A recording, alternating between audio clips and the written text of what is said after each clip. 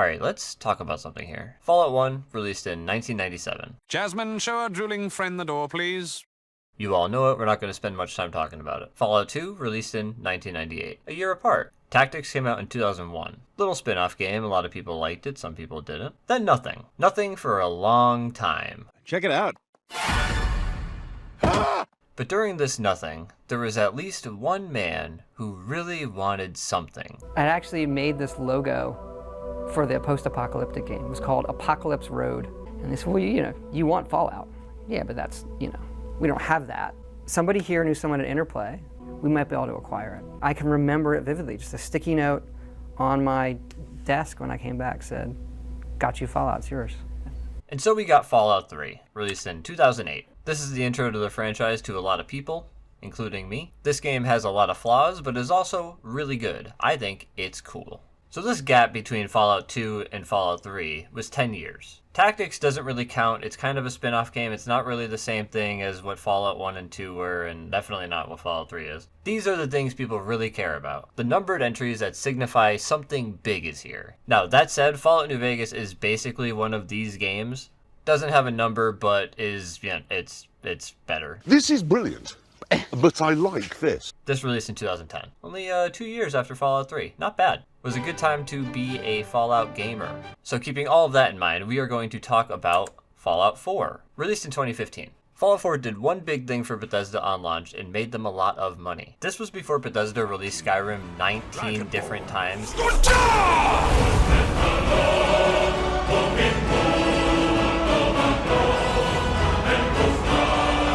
So next came Fallout 76, released in 2018.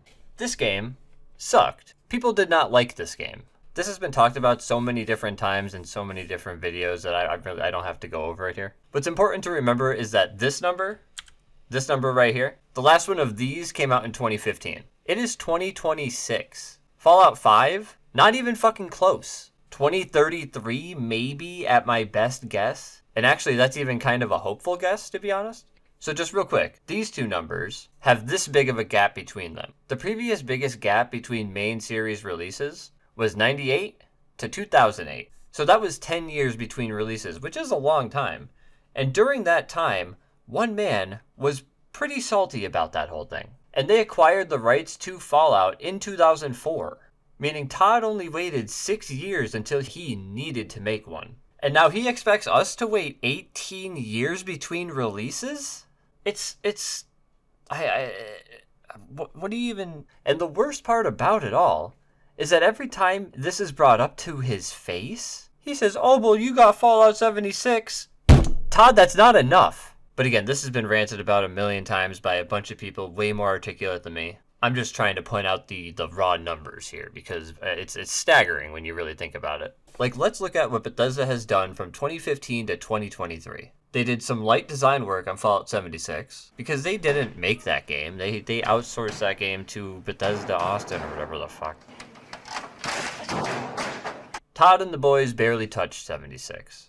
So what Bethesda did since releasing Fallout 4 for 8 years was make Starfield. They spent 8 years to do some light work on Fallout 76 and make fucking Starfield. More on Starfield in a bit. Let's talk about From Software. What did they do from 2015 to 2023? In 2015, they released Bloodborne. In 2016, they released Dark Souls 3 and did DLC in 2017. In 2019, they released Sekiro. In 2022, they released Elden Ring and did DLC. In 2023, they released Armored Core 6. And just for the fuck of it, I mean, Bethesda hasn't done anything since they released Starfield, and, FromSoft released Elden Ring Night Rain. Just for the fuck of it. So they've had 6 major releases in the time that Bethesda has, I'm here to tell you right now, we don't care. Let me tell you. So let's just look at another one. How about Capcom? In 2016, they did Street Fighter V. In 2017, they did Resident Evil 7. 2019, they did the Resident Evil 2 remake, also a fantastic game. In the same year, they also released Devil May Cry 5. 2020 was Resident Evil 3 remake. Not as good, but definitely a fine game. And in 2021, they did Resident Evil Village, which is Resident Evil 8. Oh, and in 2023, they released the Resident Evil 4 remake. So this is a fun one. Let's look at Obsidian Entertainment.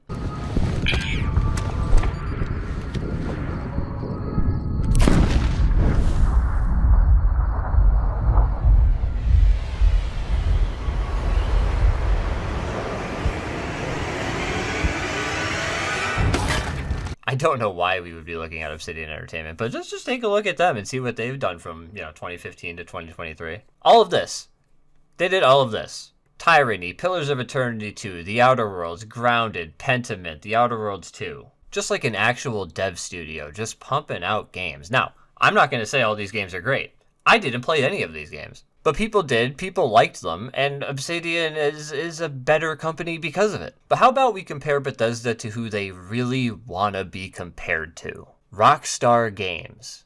This is who Bethesda thinks that they are. They think they have the track record of Rockstar. I played GTA 3 and Vice City way before I played any Bethesda game. And GTA 3 and Vice City are infinitely better games than fucking Starfield.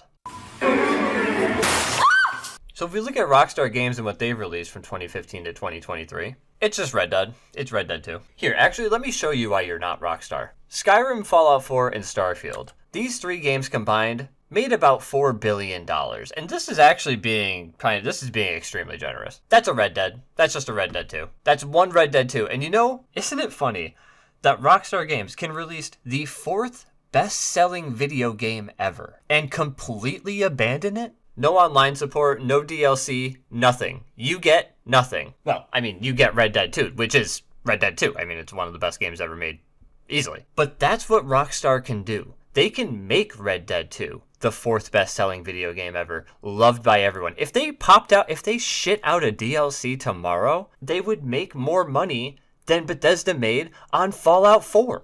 And the reason Rockstar can just abandon the 4th best-selling video game ever is because GTA 5 and Online has made $10 billion. And they're slated to keep that train moving real soon. And this is the reason, Bethesda, that you are not Rockstar. So let's talk about Starfield. This was released by a AAA developer. This cost $200 million to make. It has mixed Steam reviews with 83,000 reviews. At the time of recording, it has 2,500 people online on Steam. I just want to point out, this is less than Dark and Darker. It isn't fun. Oh, by the way, Starfield got an 83 on Metacritic. You know what that means? No bonus. Nobody asked for Starfield. It put 2 major game franchises on hold, and this point I cannot stress enough.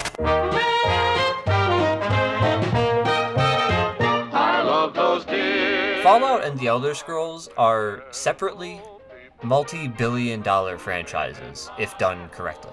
They're rich in lore, beloved by millions, and Bethesda stopped making them to work on this fucking space game, which by its very nature is completely antithetical to everything Bethesda has done to this point. Starfield further damaged Bethesda's brand. Fallout 76 was a huge blow to Bethesda. But Starfield, it really shows what happens if you give Todd and the boys no clear direction. Just space game. Starfield didn't innovate on literally anything in the industry at all. I mean, everybody knows this. It's a regression in every single way. And for what?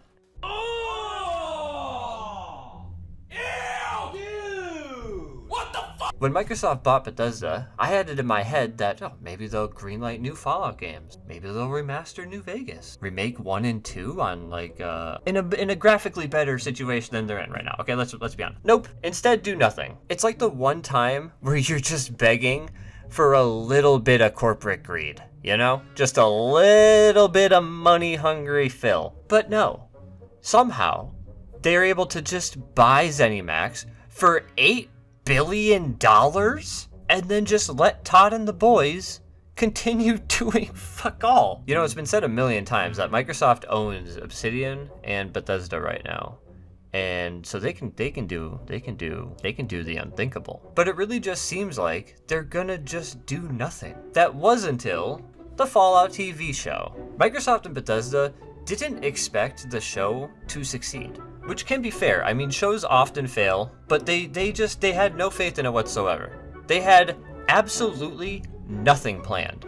No games ready, not even a Fallout 76 update. It wasn't until after the show came out that Fallout 76 started receiving real updates. Before that, it was literally just sell you stuff from Fallout 4. After the show, 76 got a huge boost in the developer count, it would seem, which was just a big scramble.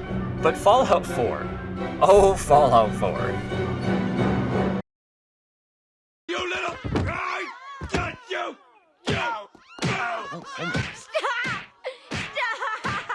He's already dead. Fallout 4 got the next-gen update not too long after the show came out. What did the next-gen update do for Fallout 4, you ask? Well, it broke the game in a lot of different ways. It didn't add what it was meant to add, which was mainly there was a widescreen support thing. That was kind of why it was called the next-gen update, I think, which is because it was going to add widescreen support. It didn't do that. It just like stretched the screen, which made the UI all freak out. It was just, they're awful. And then Fallout 4 stayed broken for about 18 months. But the main thing the next-gen update did was add more monetization in the form of Creation Club nonsense. So fast forward to the Anniversary Edition, which was about 18 months, I believe. So the Fallout 4 Anniversary Edition broke the game in a lot of different ways. It charged you for literally nothing. I mean, like, there are options for me to currently buy stuff on the Steam page for Fallout 4 that would give me nothing. We don't give two shits about how technology works, because all we care about is getting fucking rich. It doesn't work on PlayStation. For some reason, it's just completely, there's pieces of it that are completely broken on PlayStation. It broke tons of mods, which actually, I forgot to mention that for the Fallout 4 next-gen update. One of the really core headaches with that update was that it broke everybody's mods. Because Fallout 4 hadn't been updated for a very long time at that point. Oh, and it added more monetization, and I mean a lot more this time. So while we're here, let's talk about The Elder Scrolls 6. What do we know about The Elder Scrolls 6? Well, it's still years away. This much is confirmed by Todd. It'll be using ancient technology when it does release. We know nothing about the actual game. Two things are for sure, though, and that is lies will be told, and there will be Creation Club on launch. It's a sequel to Skyrim from 2011, one of the most successful games ever made, and I say that a little bit loosely. I think it's got like 30 million sales under its belt, but that's a significant number. It's high up there. There has been absolutely zero urgency from Bethesda, ZeniMax, or Microsoft to get this out the door. And it's not hard to demonstrate that. I mean, by the time The Elder Scrolls 6 releases, there would have been a 16 to 17 year gap between 5 and 6. For reference, there was a 5-year gap between 4 and 5. Fallout 3 Remaster. This one's a hot topic recently. My guess is it'll have a 2026 to 2028 release. I know that's like an extremely safe guess, but it's so hard to read these people. This one's rumored to be developed by Bethesda themselves. The last one was outsourced to that studio I can't think of the name of. Oh, I have a proposition for you. Best not to talk about it here. Meet me at the sewer grate, northeast of the Sher Gorath statue. Come after dark. Come alone. I remember hearing that this one is rumored to be developed by Bethesda. In-house, baby. Who the fuck knows what that will mean? Will it have the Unreal Gamebryo combo? Is Bethesda developing this one in-house to learn how to do that method? I don't know. What I do expect from this is for it to lead to the New Vegas remaster, which is what we all crave. So Fallout 5. As I said before, I think it'll be a 2033-ish release date. It'll probably be on the upgraded Creation Engine. And really just the direction of The Elder Scrolls 6 is gonna tell us what Fallout 5 is gonna be like. We gotta see if Bethesda is going to listen to literally anything that has been told to them. So in summary, we are currently in the longest Fallout drought. 76 does not count, Todd. 2 to 3 was 10 years, 3 to 4 was 7 years, 4 to 5 is about 18 years. You can combine the wait between 2 to 3 and 3 to 4, and you won't get the wait between 4 to 5. Bethesda will let their biggest franchises sit for 15 plus years. Microsoft is just as at fault as Bethesda for letting Fallout get to this point. And the odds are nothing will change. Again, I'm sorry for the doomer take, but... And you're going to give this book, this great American novel, to the player. And what are they going to do with it? They're going to rip out every page and make paper airplanes out of them. You just posted cringe. Thanks for watching.